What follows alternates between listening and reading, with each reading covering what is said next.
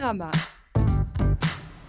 Bonjour, alors troisième jour du Festival de Cannes, troisième émission, avec Guillemette Odissino. Bonjour Guillemette. Bonjour Pierre. Samuel Douer, Sam, bonjour. Bonjour Pierre. Nous allons vous parler donc de deux films, il faut le dire, qu'on a beaucoup aimé l'un et l'autre. L'un c'est le film de Christophe Honoré qui s'appelle Plaire, aimer et courir vite. Je me trompe toujours dans l'ordre des verbes. L'autre, ce sera un film de Pavel Pawlikowski qui a un titre anglais qu'on va employer pour être simple, qui s'appelle Cold War. Nous aurons l'interview du jour d'une comédienne dont on parlera tout à l'heure, qui s'appelle Barbara Leni. On aura un coup de cœur de Guillemette Odissino, Border. Et ben voilà, nous allons donc commencer cette émission par le film de Christophe Honoré. Je vous propose, pour commencer, de voir un extrait du film qui va, à mon avis, vous expliquer très bien la situation.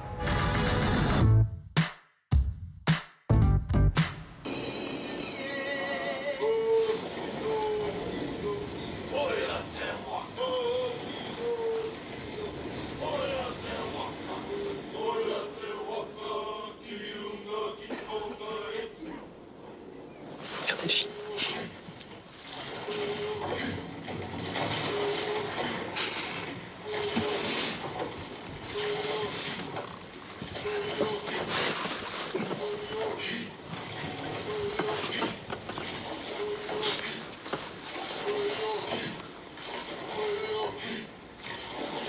C'est bien. Ouais, un peu livre d'images pour moi. Pas la peine de rester alors, vous devriez vous en aller. Bah j'hésitais à le faire avant que vous entriez. C'est moi qui vous fais rester. Ouais. La vie est plus étonnante que les films. Surtout que ce film-là. Vous dites ce genre de choses à des inconnus, quoi. J'ai parlé trop vite. La vie est plus conne que les films, c'est tout. Vous avez raison, les films hésitent toujours devant la connerie de leur récit. Ils ont tort.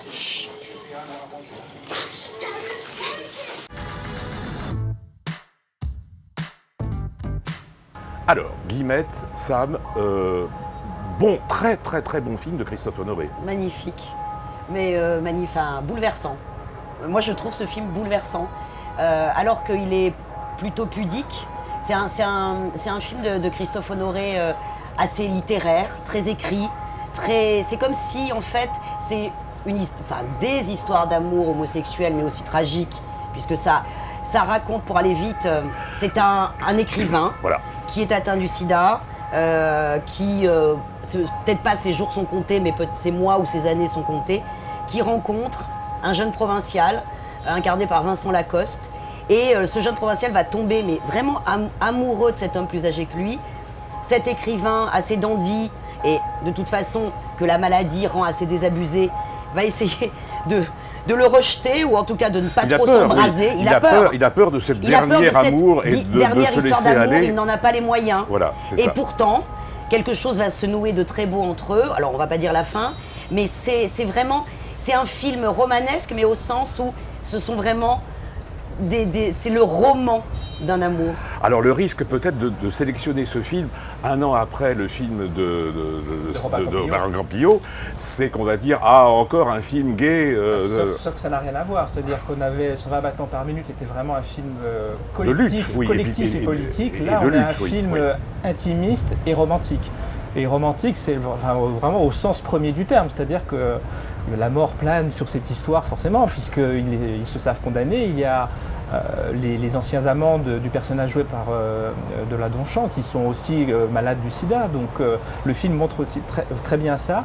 Et il y a ce que dit le titre, c'est-à-dire il faut aimer et courir vite, quoi. Il faut quand même profiter de la vie, ce que le film montre très bien. Et il y a une scène, on ne va pas tous les décrire, mais il y a une scène que je trouve absolument magnifique. Il y en a plein.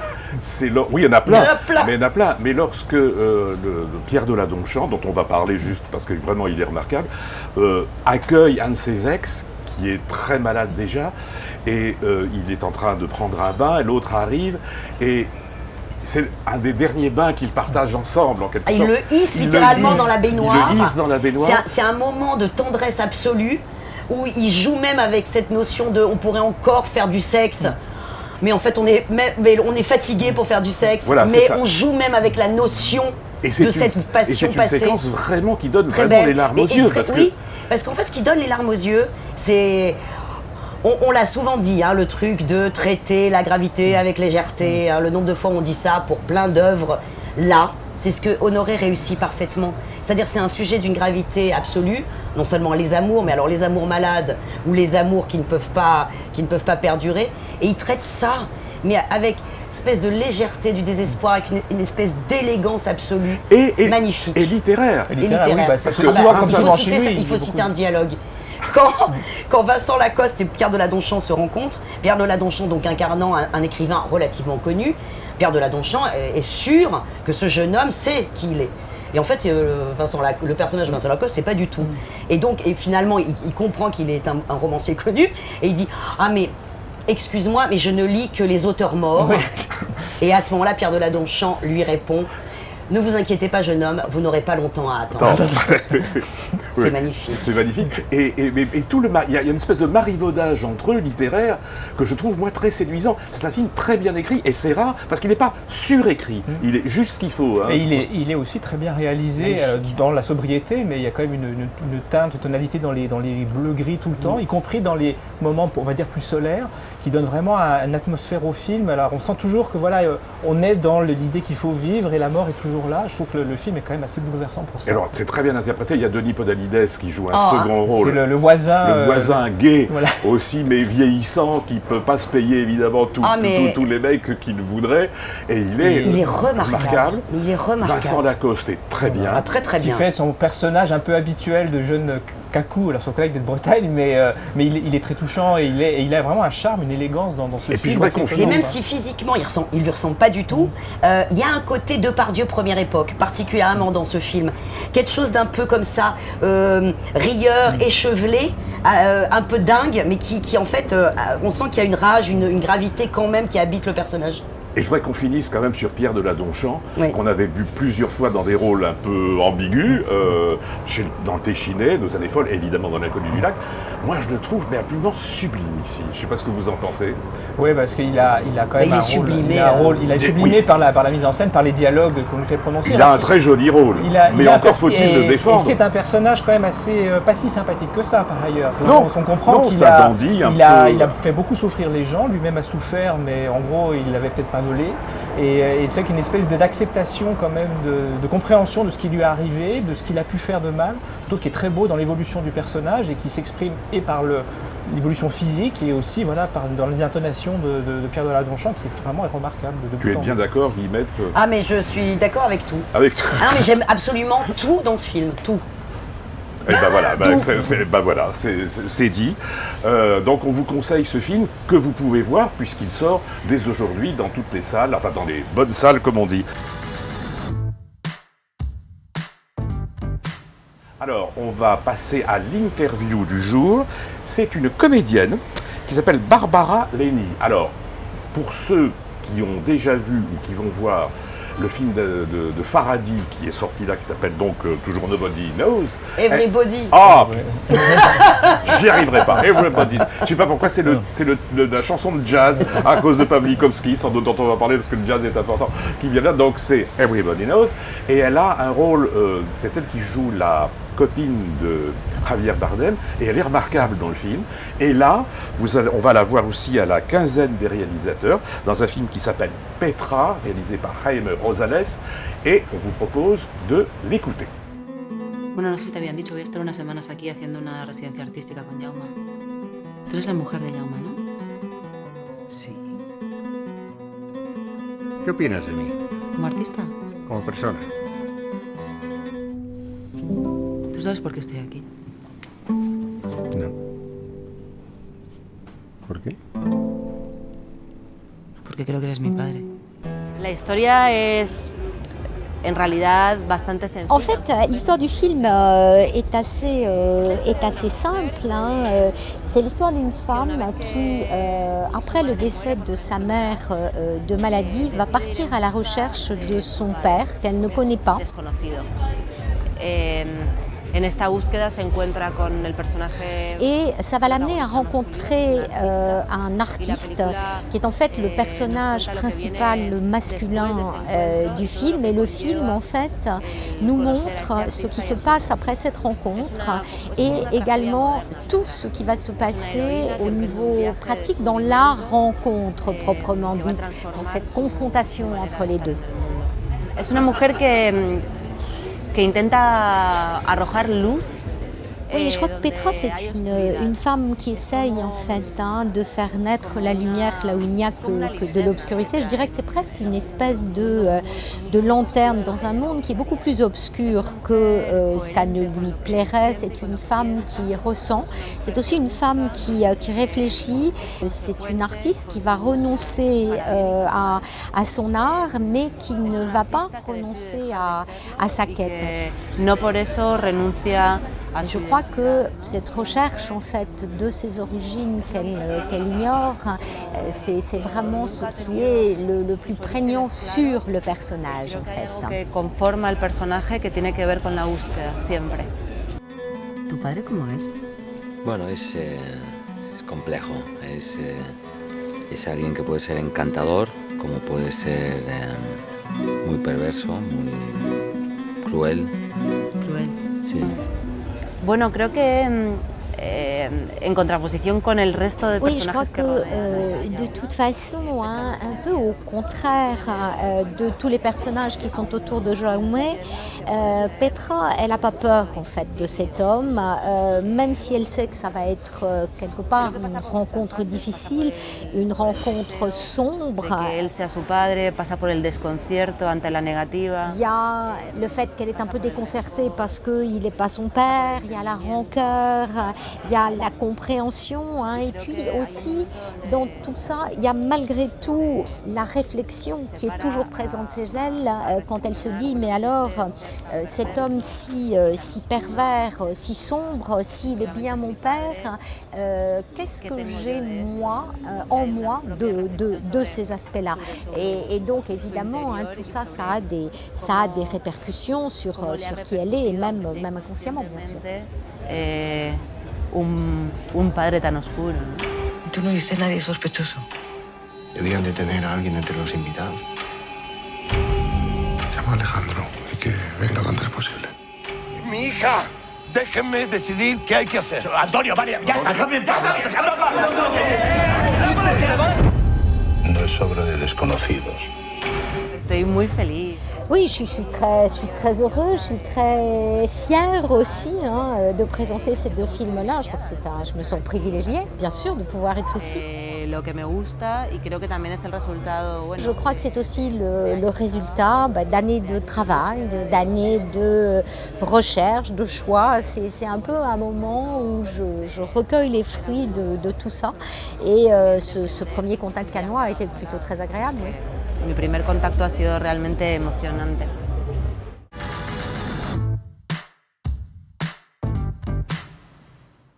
Alors, deuxième film, tout aussi beau que celui dont on vient de vous parler, en tout cas, selon moi, c'est le film de Paweł Pawlikowski, dont on avait vu il y a quelques années La femme du 5e, puis surtout, énorme succès quasi mondial avec Ida, succès tout à fait inattendu, parce que qui ait cru qu'un film en noir et blanc sur une jeune nonne juive, en plus, qui partait à la recherche de son passé dans la Pologne des années 60, en noir et blanc, sans vedette et tout frais, un beau succès, et remporterait l'Oscar. Bref, le voilà de retour avec un film qui s'appelle Cold War. C'est une histoire d'amour. Je vous propose d'abord de voir un extrait du film, et ensuite, Guillemette, Sam et moi, on va vous dire tout le bien qu'on en pense.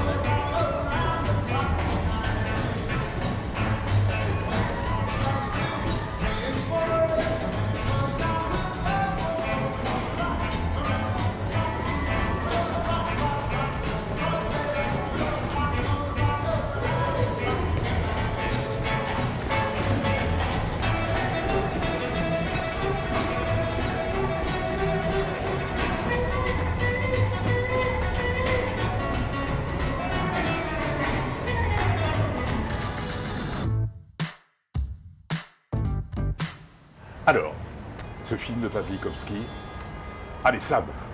Ah bah moi pour l'instant c'est mon préféré de la compétition, quoi. Je trouve ça, j'avais beaucoup aimé Ida, mais là il franchit un palier supplémentaire dans l'efficacité de la narration. Le film est très court, c'est 1h25, je crois. Absolument. Noir et blanc. Alors encore. il se passe énormément de choses dans le film, mais tout est traité en ellipse, c'est-à-dire voilà, et à un moment on s'est dit que je dois faire qu'à peu près 15 ans de la vie de ce couple, de leur rencontre jusqu'à... Alors ils commencent par se rencontrer, donc voilà, ils commencent à se rencontrer en Pologne. Alors on est vraiment dans l'immédiate après-guerre, hein, donc lui est un pianiste qui essaie de mettre sur pied une troupe de folklorique.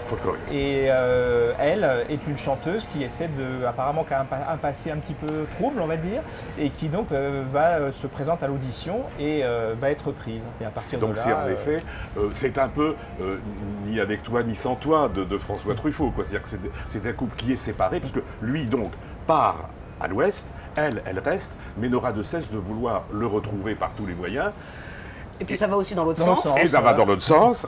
Et chaque fois qu'ils sont ensemble, c'est à la fois la passion folle et en même temps l'insatisfaction, en quelque sorte. Oui, parce qu'il n'y a pas que l'Est et l'Ouest au sens politique du terme, c'est-à-dire partir et revenir et pas toujours en même temps. Il y a aussi comment on vit à un endroit ou à un autre. Ça, c'est vraiment très beau sur la notion du couple, parce qu'à un moment quand même, elle le rejoint à Paris. Il est en train de réussir à peu près, puisqu'il fait des musiques de films pour un cinéaste incarné par Cédric Kahn, notre Cédric Kahn. Et lui, il est tout fier. Il est en train de s'imposer dans l'intelligentsia parisienne. Il est copain avec une poétesse qui pourrait être une espèce de Juliette Gréco, etc. Et en fait, elle, tout d'un coup, c'est ça qui est assez fort, c'est que par rapport à pourtant une vie pas marrante en Pologne, elle voit tout le côté miroir aux alouettes, tout le côté superficiel de cette vie. L'Ouest n'est pas forcément... L'Ouest n'est pas forcément le paradis. Et donc, en fait, ce couple est constamment grignoté, constamment remis en question en dehors de leur passion torride et compliquée, constamment remis en question par l'extérieur, mais qu'il soit politique ou qu'il soit d'un snobisme ambiant. C'est quoi réussir quand on est un couple? C'est très très intéressant aussi pour ça, et dit en une phrase, un plan, mais c'est incroyable, l'économie, enfin en même temps c'est absolument brillant, les plans sont d'une beauté mais à se mettre à genoux, et en même temps avec une rapidité, en un dialogue, on peut avoir toute une situation qui est résumée, même une situation politique, en un plan. Mais c'est hallucinant. C'est encore du noir et blanc, c'est encore plus beau que dans Ida. Enfin, je trouve qu'il y a une qualité de la photographie. Mais c'est moins poseur, un peu moins poseur qu'Ida. C'est très esthétisant quand même. Oui, c'est pas poseur, mais c'est esthétique. Il y a des scènes, il y a une scène, enfin 2 scènes dans une église désaffectée. C'est du Tarkovsky pur, quoi. Ça va vraiment, enfin dans le cadrage. Mais c'est vrai que ça fait, il y a vraiment une qualité de, comme tu disais, Guillemette, une économie de moyens. Ce récit tout en ellipse, moi, m'a surpris, alors qu'il a de la matière. Hein. Il aurait pu faire un film de 3 heures. Et en même temps, ça devient de plus en plus bouleversant, parce que on ne dira pas tout, mais lorsqu'il retourne en Pologne, la façon dont elle le fait sortir... Et il y a une scène que je trouve absolument bouleversante. Elle est en train de chanter une chansonnette, etc. Puis il vient de revenir, il vient de sortir d'un camp, puis elle est là. Et elle va vers lui en disant tu es l'homme que j'aime le plus au monde, mais là j'ai envie de vomir. Et elle s'en va avec le mec dont elle est forcée de partager la vie parce qu'elle ne peut pas faire de moi.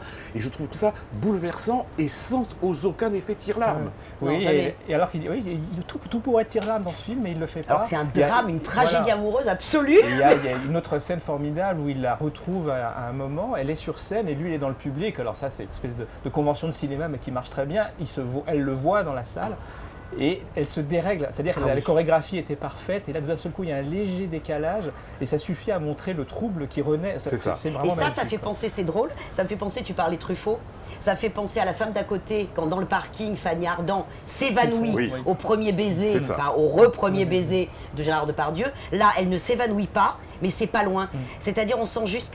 C'est une femme qui titube légèrement quand elle découvre que l'homme de sa vie est à nouveau en face d'elle. Mais c'est d'une puissance et ça dure une fraction de seconde. C'est incroyable. On est d'accord que ça devrait se retrouver au palmarès quelque part. Est-ce que je peux rajouter un truc? Yes. Quand ils sont à Paris, quand ils sont à Paris, à un moment ils sont dans les bras l'un de l'autre, ils sont carrément, enfin il y a Notre-Dame derrière et tout, enfin il y a des images, on se dit c'est Robert Doisneau. Bon, et ben quand même, il a un talent ce mec, parce que Robert Doisneau, les amoureux de Doisneau, machin, etc. Enfin, on en a vraiment normalement un peu ras la casquette. Et ben, il nous recrée du Doisneau encore plus beau que du Doisneau. Oui, non, mais c'est... Réussir à recréer Paris à la Doisneau avec une nouvelle beauté, que ce soit... Non, mais c'est hallucinant. Scotchant, c'est on est tous scotchant d'accord. beauté. Donc, 2 grands films. Alors, le Christophe Honoré, on peut le voir tout de suite. Celui-là, il faudra attendre un tout petit peu. Mais quand même, en octobre, fin octobre, je crois. Prix de la mise en scène? Je sais pas. Allez, minimum. Hein. Grand prix, allons-y. On peut commencer à s'amuser sur les pronostics. Hein. Alors, coup de cœur pour un film qui a un certain regard, c'est bien ça? Oui, alors un certain regard. Le titre. Le titre original suédois, c'est Grans. Le titre qui va se vendre dans le monde entier, c'est Border. Voilà.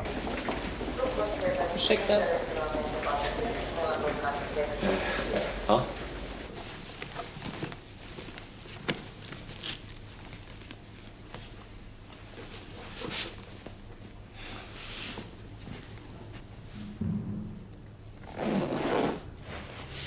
Det ser fint ut. Tack. Nu får du. Din telefon, tack. Jag har folk där utanför som väntar. Vill du vara snäll och lägga din telefon här? Varför det? Gör som jag säger bara, vi är snart färdiga här.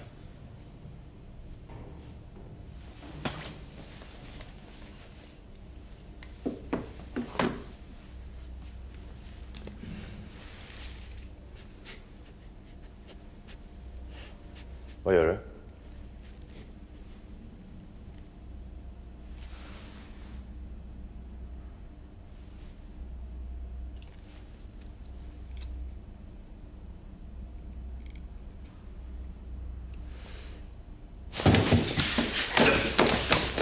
Je peux juste vous dire pratiquement la première image. Apparaît à l'image une femme qui franchement, mais enfin, ce n'est pas être méchant avec elle, a vraiment une sale gueule, hein, mais une sale gueule pas possible. Hein. Oui.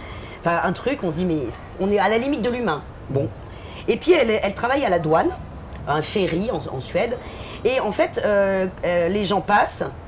Eh ben, elle a une drôle de manière de sentir, c'est le cas de le dire, de sentir si les gens trimballent des substances ou pas. Louche et surtout, en fait, vous voyez, je vous le mime parce que c'est extraordinaire. Comme ça, elle renifle. Mais tu le fais presque aussi bien qu'elle. Oui, elle renifle. C'est beaucoup plus joli, mais ça, c'est autre chose. Elle ne renifle pas que des substances, elle renifle la peur, elle renifle la honte. Elle a une manière animale, point de suspension, de choper les gens qui sont... Bon, ça c'est le point de départ. Ça c'est le point de départ. Et puis un jour, donc elle est quand même elle est bizarre, hein, cette gonzesse. Et puis un jour, à cette même frontière, passe un type, bah il a la même gueule qu'elle. Donc il est tout aussi bizarre, tout aussi animal. Et là, elle le regarde. A-t-elle trouvé son semblable? Voilà, alors ça c'est... On en reste là. Et dernière question, pourquoi c'est bien? Ah mais parce que c'est complètement... Ah mais là, dans le genre surprenant. Dans le genre surprenant, parce que quand j'arrête pas de dire animal, bestial, vous voyez, bon. Donc c'est... Ben, il s'avère que Tina, donc l'héroïne, elle est quelque chose que vous ne pouvez absolument pas imaginer. Que tu ne diras pas, bien entendu. Dans un thriller qui est en dehors des genres, mais qui en fait parle aussi du genre, dans le sens genré du terme. Et il y a une scène à l'intérieur de ce film hein, qui fait parler tout le monde, une scène de rapport sexuel que jamais, vous avez vu ça de votre vie. Un teaser formidable. Non, c'est vraiment un film étonnant. C'est un film étonnant. Est-ce que je peux me permettre un poil long? Un poil long. Peut-être? Non? Oui. Bon, peut-être. Tu n'es pas de cet avis. Très bien, on en restera là. Non, mais en tout cas, il fait le buzz. Ça, mais à raison. A raison, parce que c'est plus étrange qu'on ait vu depuis pas mal de temps, c'est vrai. Eh bien, merci Guillemette, merci Samuel. Je vous donne rendez-vous demain, si vous le voulez bien, où nous parlerons évidemment du nouveau film de Jean-Luc Godard qui s'appelle Le Livre d'images, ça promet, et puis Jazz Anke, un cinéaste qu'on aime beaucoup, qui s'appelle Les Fidèles, c'est ça ? Les Éternels. Les Éternels. Merci de me corriger. Donc Les Éternels et de Jazz Anke et Godard pour demain. Merci de nous avoir suivis. À demain. Cinérama.